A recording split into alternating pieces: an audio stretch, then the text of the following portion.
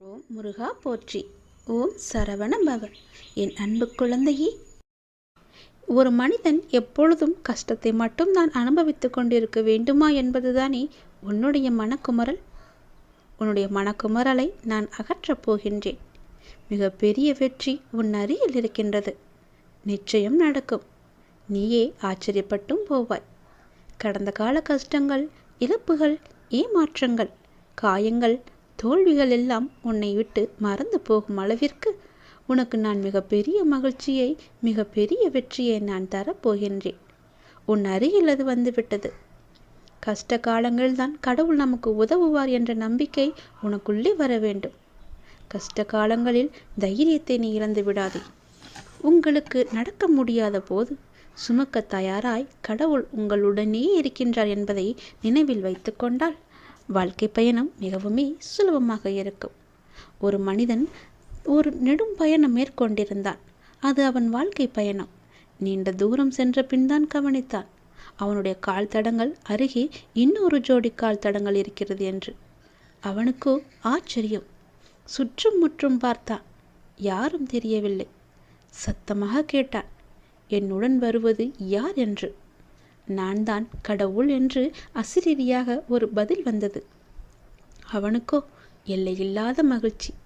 கடவுள் என்னுடன் பயணம் செய்து கொண்டிருக்கிறார் என்ற மகிழ்ச்சியில் அவன் துள்ளி குதித்தான். பயணம் மீண்டும் தொடர்ந்தது. அவன் அந்த கால் தடங்களை கவனிப்பதை நாலா வட்டத்திலுமே மறந்துவிட்டான். சுகமாக போய்கொண்டிருந்த வாழ்க்கையில் பிரச்சனைகள் தலையெடுக்க ஆரம்பித்தன. சிறிய பிரச்சனைகள் பெரிதாக ஆயின. துன்பமும் துக்கமும் அதிகமாயின. ஒரு கட்டத்தில் அவன் சமாளிக்க முடியாமல் தவித்த போதுதான் அந்த கால் தடங்கள் நினைவு மறுபடி வந்தது. கூடவே கடவுள் இருக்கும் போதே இவ்வளவு துன்பமா என்று தனக்குள் கேட்டுக்கொண்டவன் கால் தடங்களை கவனித்தான். அவனுக்கோ அதிர்ச்சி காத்திருந்தது. அந்த பாதையில் ஒரே ஒரு ஜோடி கால் தடங்கள் மட்டுமே தெரிந்தன.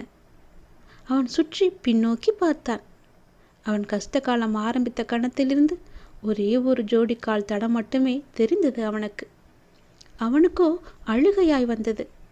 கண்ணுக்கு தெரியாத அந்த கடவுளை அழுகையினுடைய கேட்டான். கடவுளே, என் இன்ப காலத்தில் உடன் வந்து கொண்டிருந்தீர்கள். துன்ப காலத்தில் என்னை கைவிட்டு காணாமல் போய்விட்டீர்களே, இது உங்களுக்கே நியாயமா என்று. கடவுளிடமிருந்து பதில் வந்தது. மகனே, நான் உன்னை கைவிடவில்லை. உன் துன்ப காலத்தில் நீ பார்த்த காலடிச் சுவடுகள் உன்னுடையவை அல்ல, என்னுடையவை. இந்த கடின யாத்திரையில் நடக்க முடியாத உன்னை தூக்கி கொண்டு நான் நிறைய தூரம் நடந்து வந்திருக்கின்றேன். அதனால்தான் நீ உன்னுடைய காலடிச் சுவடுகளை காண முடியவில்லை. உன் கஷ்ட காலத்தில் நான் வரவில்லை என்று நினைத்து கொண்டிருக்கின்றாய்.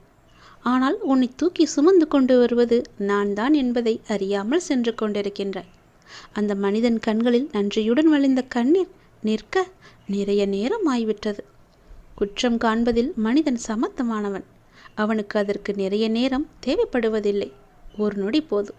கஷ்ட காலங்களில் உறவும் நட்பும் காணாமல் போவது போல கடவுளின் அருளும் காணாமல் போவதாக அவன் எண்ணுவதில் ஆச்சரியமே கிடையாதே.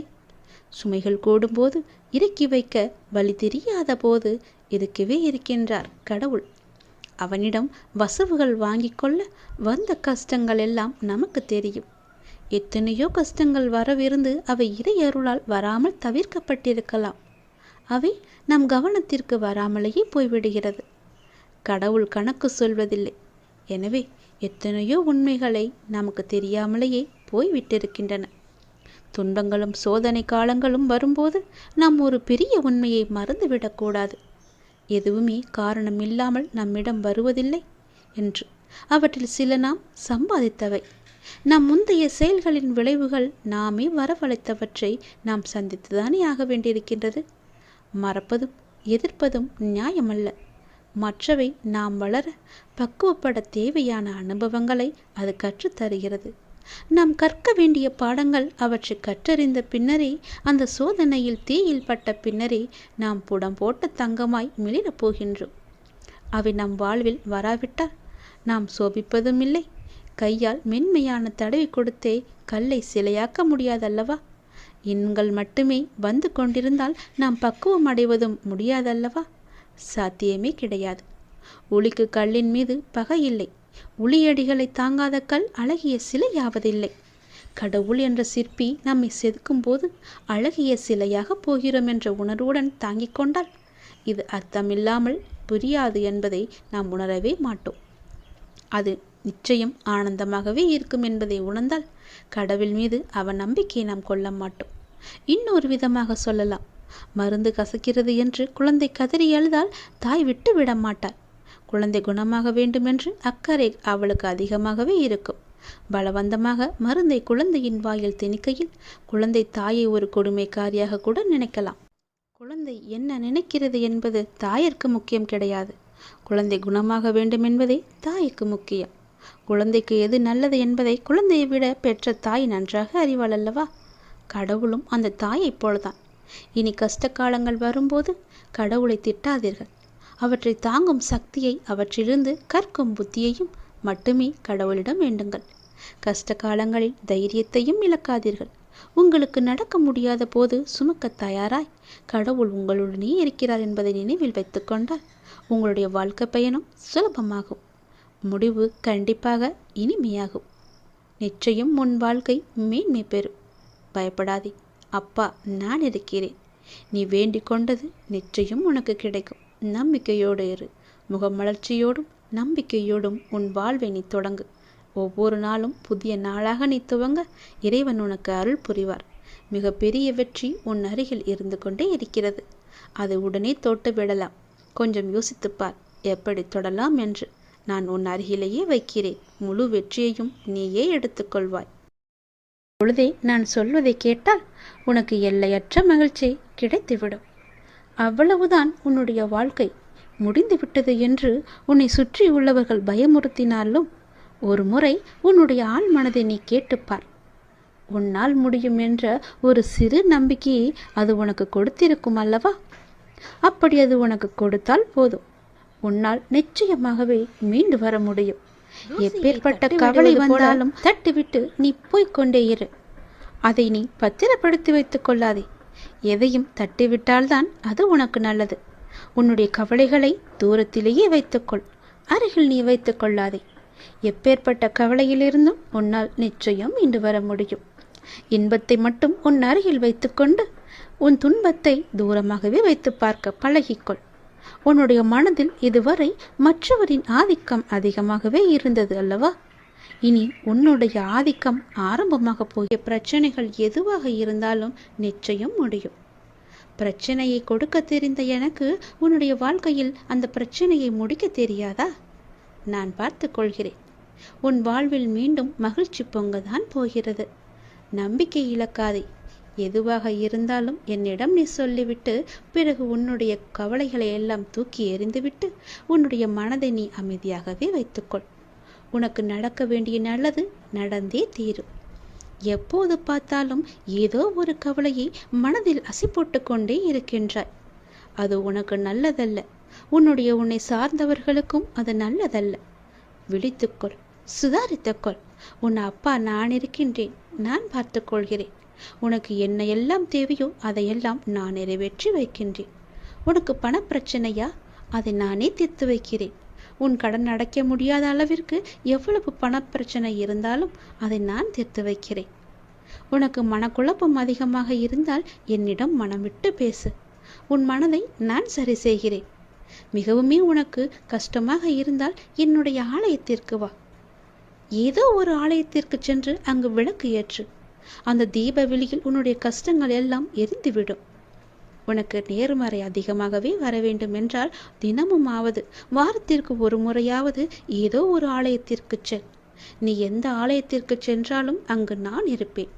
ஏதாவது ரூபத்தில் உன் கண் முன்னே நான் தோன்றுவேன். பயப்படாதே, எதற்கும் நீ அஞ்சாதே.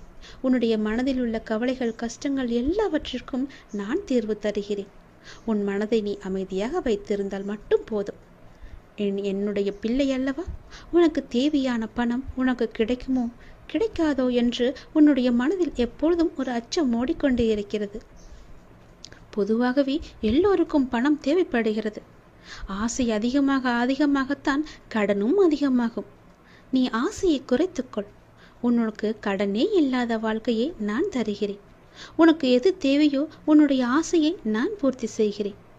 அவசரப்படாமல் இரு. எல்லாவற்றிற்கும் ஒரு எல்லை வைத்துக்கொள். ஆசை அதிகமானதால் உனக்கு பிரச்சனை அதிகமாகும். உன் ஆசையை நீ உன் கட்டுக்குள் வைத்துப்பார். நிச்சயம் உனக்கு நிம்மதி கிடைக்கும். எந்த பயத்தையும் உன் மனதில் போட்டுக்கொள்ளாதே.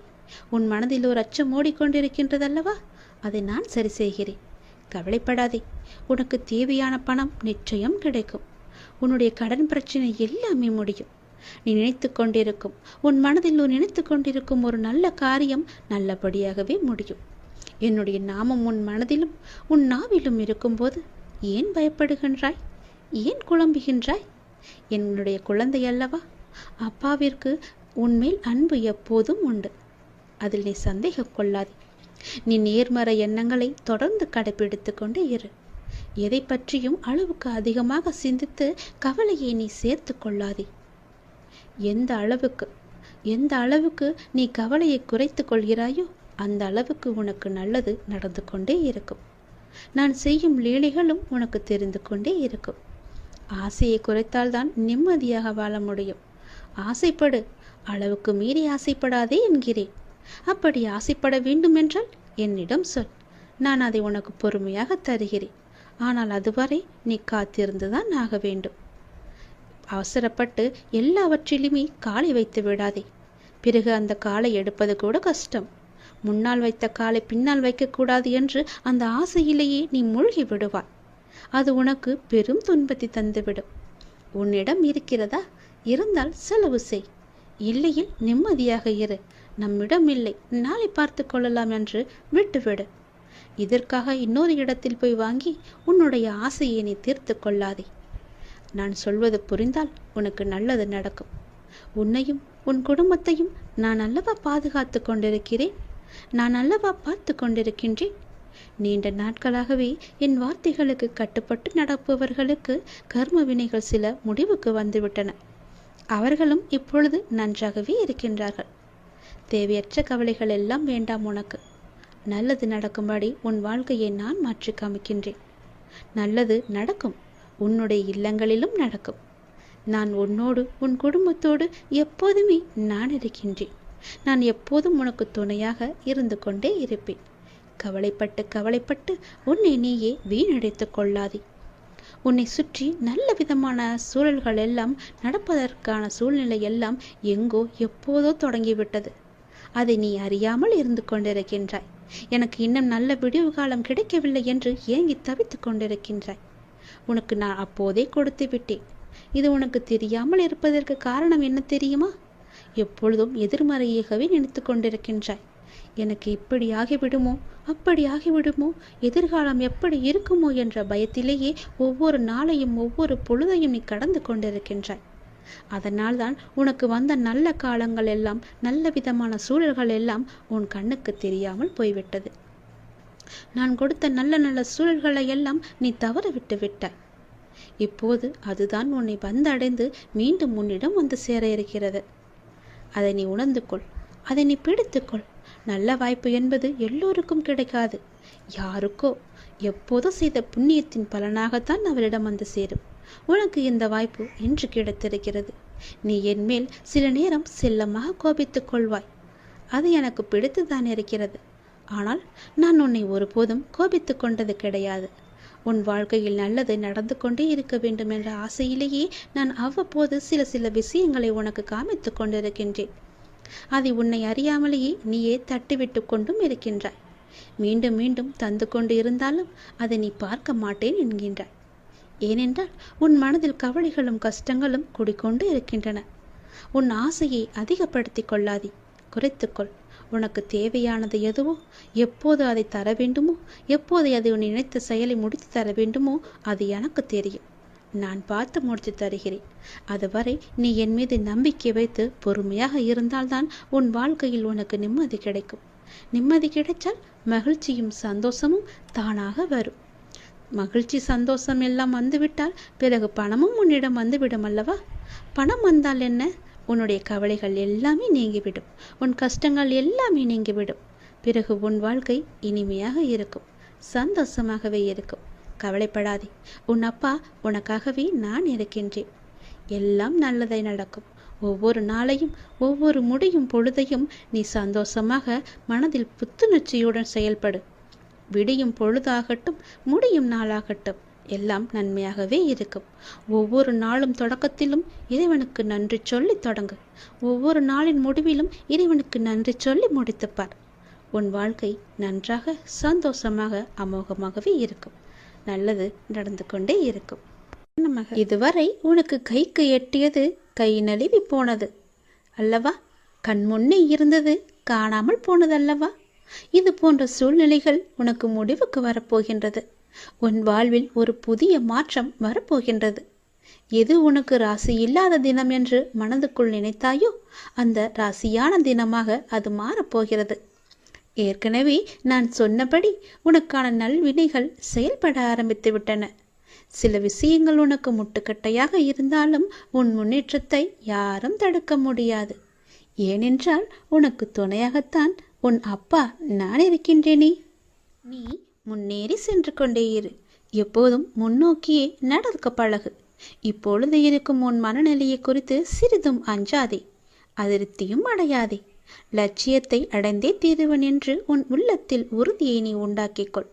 நீ செய்யும் செயல்களில் ஈடுபாடும் அந்த செயல் உனக்கு எவ்வளவு முக்கியமானது என்ற உணர்வும் இல்லையே நீ செய்வதெல்லாம் நேரத்தையும் வாழ்க்கையும் வீணடிப்பது மட்டுமே.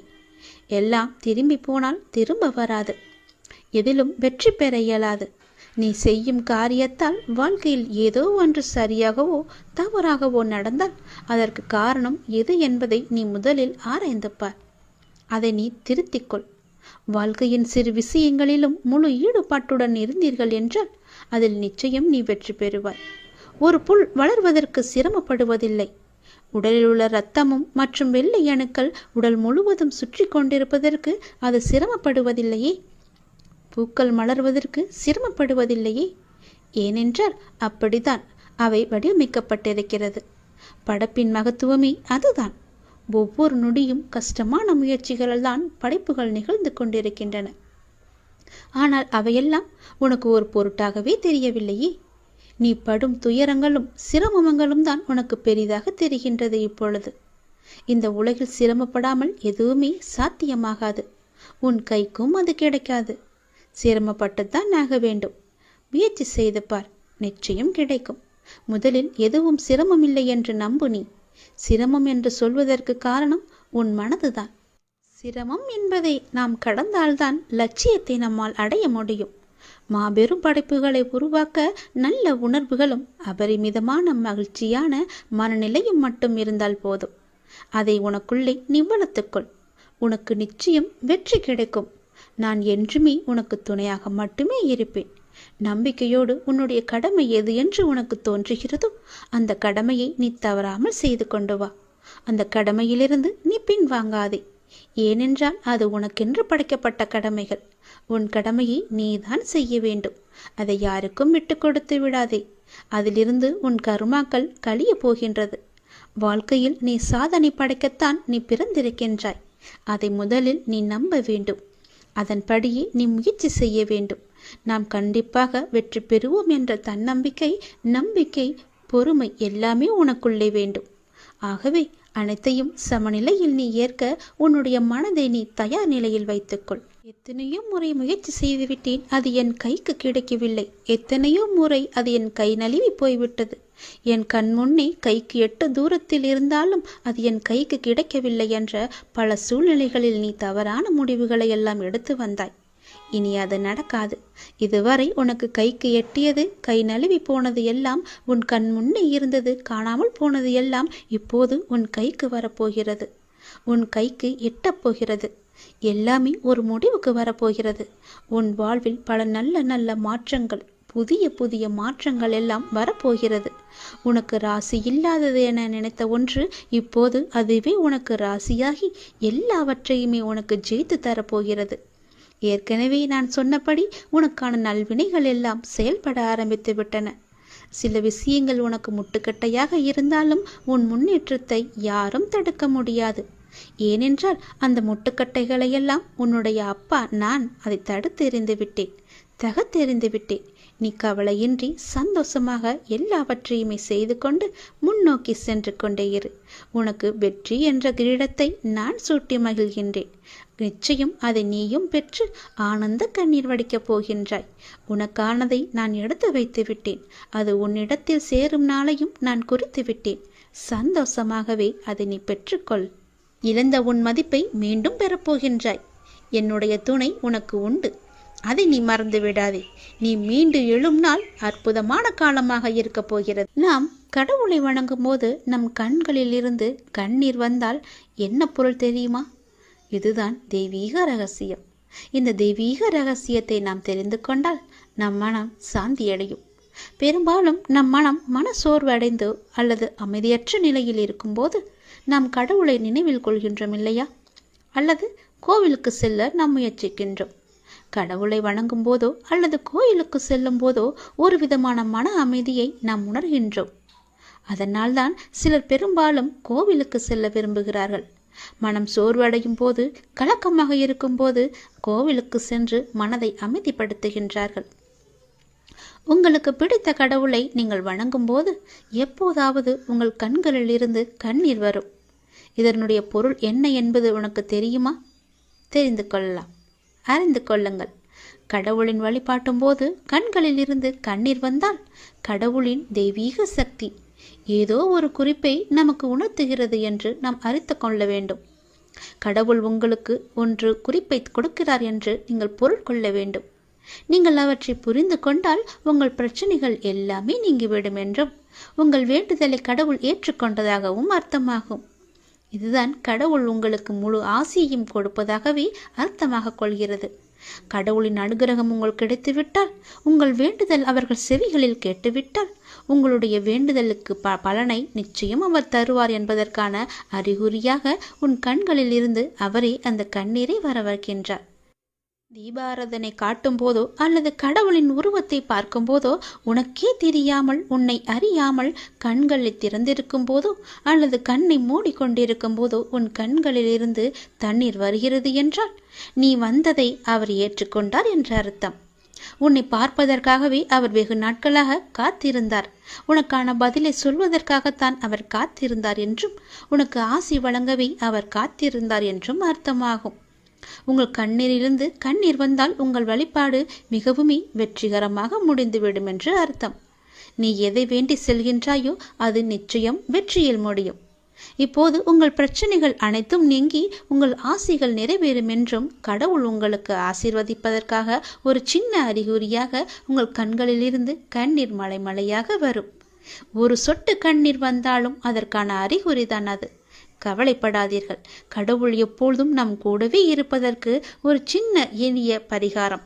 எப்பொழுதெல்லாம் உங்கள் மனம் பாரமாக இருக்கின்றதோ, உங்கள் பிரச்சனையை தீர்க்க முடியாதது என்று நினைக்கிறீர்களோ, உங்கள் குழப்பங்கள் அதிகமாக இருக்கின்றதோ, அப்பொழுதெல்லாம் உங்கள் விருப்பமான கோவிலுக்கு சென்று அந்த பகவானை நினைத்து ஒரே ஒரு தீபம் ஏற்றி வழிபட்டு அவருக்கு முன்னால் மண்டியிட்டு கையேந்தி நில்லுங்கள். நீங்கள் அந்த தெய்வீகத்தை உணர்ந்து கொண்டால் உங்கள் பிரச்சனைகள் எல்லாம் நீங்கிவிடும் என்றும் உங்கள் வேண்டுதலை கடவுள் ஏற்றுக்கொண்டதாகவும் அர்த்தமாகும். உங்கள் கண்களிலிருந்து கண்ணீர் வந்தால் உங்கள் வழிபாடு நிச்சயம் வெற்றியில் முடியும். தெய்வீக தன்மையுடன் உங்கள் வீட்டை வந்து அடைந்து அதற்கான முயற்சியை செய்யுங்கள். நீ செய்யும் ஒவ்வொரு செயலிலும் ஓம் சரவண பவ என்ற மந்திரம் எப்பொழுதும் ஒலித்து கொண்டே இருக்கட்டும். என்னுடைய அருளும் ஆசையும் எப்போதும் உனக்கு துணை இருக்கும். உனது எண்ணங்கள் அனைத்தும் தவறாக நடக்கின்றதே, என்ன செய்வது என்று நீ யோசிக்காதே. அனைத்தும் மாறப்போகின்றது. நீ எதிலும் நிதானமாக யோசித்து செயல்பட்டாயானால் நிச்சயம் அனைத்துமே மாறும். அவசரப்படாதே. நிச்சயம் உனக்கு வெற்றி மட்டுமே கிட்டும். உன் வாழ்க்கையில் நடக்கின்ற யாவுமே உன் கர்ம வினைகளின் படிதான் நடந்து கொண்டிருக்கின்றன. அப்படி இருக்கையில் நீ துயரங்களை எதிர்கொண்டுதானே ஆக வேண்டும். உன் கர்மாக்களை பற்றி நீ பயப்படாதே. அதற்குத்தான் நான் இருக்கின்றேனே. உன் கர்ம பந்தத்திலிருந்து விரிந்து விடுபட உன்னால் முடிந்த அளவு பிறருக்கு நன்மையை செய். உன்னிடம் உதவிக்கு வருபவர்களை நீ உதாசீனப்படுத்தாதே. உன்னால் எவ்வளவு முடியுமோ அவ்வளவு உதவி செய். முடியாவிட்டால் அவர்களை புண்படுத்தி அனுப்பாதே. உன்னால் முடிந்த உதவியை நீ அவர்களுக்கு செய். அந்த தர்மமே உன்னை இக்கட்டான சூழ்நிலையிலிருந்து உன்னை நிச்சயம் காக்கும். உன் கர்ம வினைகளிலிருந்தும் அது உன்னை காப்பாற்றும். வாழ்க்கையில் இன்பமும் துன்பமும் அவரவர் கையாளும் வகையில்தான் மாறுபடும். இன்பத்தை சந்தோஷமாக அனுபவிக்க வேண்டும். துன்பம் வந்தால் சோர்ந்து போகக்கூடாது. துன்பத்தையும் இன்பமாக ஏற்று நாம் வாழ பழகி கொண்டால் அந்த துன்பம் நம்மை கண்டு அஞ்சி ஓடிவிடும். மற்றவர்கள் எல்லாரும் நிம்மதியாக சந்தோஷத்துடன் வாழ்வதாகவும் நீ மட்டுமே துயரங்களை எதிர்கொள்வதாகவும் புலம்பிக் கொண்டிருக்கின்றாய். அது தவறு. எல்லோருக்கும் அவரவர் வாழ்க்கையில் எல்லா விதமான துன்பங்களும் இன்பங்களும் வந்து கொண்டுதான் இருக்கின்றன. எல்லாம் கலந்துதான் இருக்கும். அதுதான் வாழ்க்கையும். அந்த உண்மையை நீ புரிந்து கொள். அவரவர் வாழ்க்கையின் உள்ளே சென்று பார்த்தால்தான் என்னென்ன துயரங்களை அவர்கள் சுமந்து கொண்டு இருக்கிறார்கள் என்ற உண்மை உனக்கு புரிய வரும். எட்டி இருந்து பார்த்தால் எல்லாமே அழகாகத்தான் தெரியும். நிலாவும் அப்படித்தான். தூரம் இருந்து பார்க்கும் வரைதான் அது அழகான வட்ட வடிவம். உள்ளே சென்று அருகே சென்று பார்த்தால்தான் தெரியும் அதற்குள்ளே எத்தனை மேடு பள்ளங்கள். அதுபோலத்தான் ஒவ்வொரு வாழ்க்கையிலும் எல்லோருடைய வாழ்விலும் மேடு பள்ளங்கள் இருந்து கொண்டுதான் இருக்கும். வெளி உலகத்திற்கு அவர்கள் நன்றாக இருப்பது போல் தோன்றலாம். அதனால் யாரை பற்றியும் யாருடனும் உன்னுடன் ஒப்பிட்டு பார்க்காதே. உனக்கென்று விதிக்கப்பட்டதுதான் உன்னை வந்து சேரும். அவர்களுக்கென்று விதிக்கப்பட்டது அவர்களை வந்து சேரும். அது இன்பமானாலும் சரி துன்பமானாலும் சரி எல்லாவற்றையும் அனுபவிக்க வேண்டியது அவரவருடைய பொறுப்பு. அவரவருக்கு என்று எது விதிக்கப்பட்டதோ அது கண்டிப்பாக நடந்தே தேரும். அதனால் உன் மனதை போட்டு தேவையில்லாமல் நீ குழப்பிக்கொள்ளாதே. நிச்சயம் உனக்கு பல நன்மைகள் காத்திருக்கின்றன. யார் கைவிட்டாலும் என்னை நம்பி வந்த உன்னை நான் கைவிடவே மாட்டேன். பொறுமையையும் நம்பிக்கையையும் எந்த சூழ்நிலையிலும் நீ கைவிட்டு விடாதே. உன்னை விட்டு யார் விலகினாலும் நீ கவலைப்படாதே. எல்லாம் நன்மைக்கே என்று நீ எடுத்துக்கொள்ள பழகிக்கொள். அப்பொழுதுதான் எல்லாவற்றையும் சாதாரணமாக எடுத்துக்கொண்டு அடுத்தபடி எது என்று முன்னோக்கி உன்னால் செல்ல முடியும். நீங்கள் மென்மேலும் வளர்ச்சியடைந்து வாழ்வில் வெற்றி பெறப் போகின்றாய். அது கண்டிப்பாகவே நடக்கும். உனது வாழ்க்கை எல்லா செல்வ வளங்களையும் பெற்று மகிழ்ச்சியாகவே மாறப்போகிறது. உன்னுடைய வாழ்க்கையில் பல அழகிய வண்ண வண்ண பூக்கள் எல்லாம் பூத்து குலுங்க போகின்றது. நிச்சயம் அது நடக்கும். இவை அனைத்தையுமே உன்னை வந்து சேரும்படி நான் அமைத்து தருகின்றேன். என் பரிபூரண அருளும் ஆசியும் அன்பும் உனக்கு வேண்டுமென்றால் நான் சொல்வது போலவே நீ செய். உன்னை உன் லட்சியங்களில் வெற்றியடையும்படி நான் உனக்கு துணை இருப்பேன்.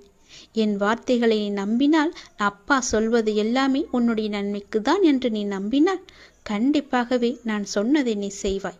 நான் சொல்வதை நீ கண் குளிர பார்ப்பாய், காது குளிர நீ கேட்பாய். உன் வாழ்வில் பல நல்ல மாற்றங்களை கொண்டு வருவதற்கே நான் இருக்கின்றேன் என்பதை நீ முழுமையாக நம்பு. உனக்கு எப்பேற்பட்ட இக்கட்டான சூழ்நிலை வந்தாலும் நான் இருக்கிறேன் என்பதை மட்டும் நீ மறந்து விடாதே. உனது எண்ணங்கள் அனைத்தும் தவறாக போய்கொண்டிருக்கிறது. அது மாயை என்ற வலையில் சிக்கிக்கொண்டு தவித்து கொண்டிருக்கிறது. உன்னை காப்பாற்றவே நான் இப்போது வந்திருக்கிறேன். நான் உனக்காக அவதரித்தவன். அனைத்தும் மாறப்போகிறது. எதிலும் நிதானமாக மட்டும் யோசித்து நீ செயல்படு. எது செய்தாலும் என்னிடம் சொல்லிவிட்டு செயல்படு. உனக்கு நல்லதாக நான் அதை மாற்றி காமிக்கின்றேன். எந்த கர்மா உன்னை நெருங்காமல் நான் பார்த்து கொள்கிறேன். எப்பொழுதும் எனக்கு துணையாக நீங்கள் இருங்கள் அப்பா என்று எப்போது என்னிடம் வந்தாயோ அந்த நொடி முதலே உனக்கான நல்லதுகளை செய்ய நான் ஆரம்பித்து விட்டேன். எது நடந்தாலும் நான் பார்த்து கொள்கிறேன். நீ தைரியமாக இரு. எல்லாவற்றையும் நானே பார்த்து கொண்டு அதற்கான பல வெகுமதிகளை தருகிறேன்.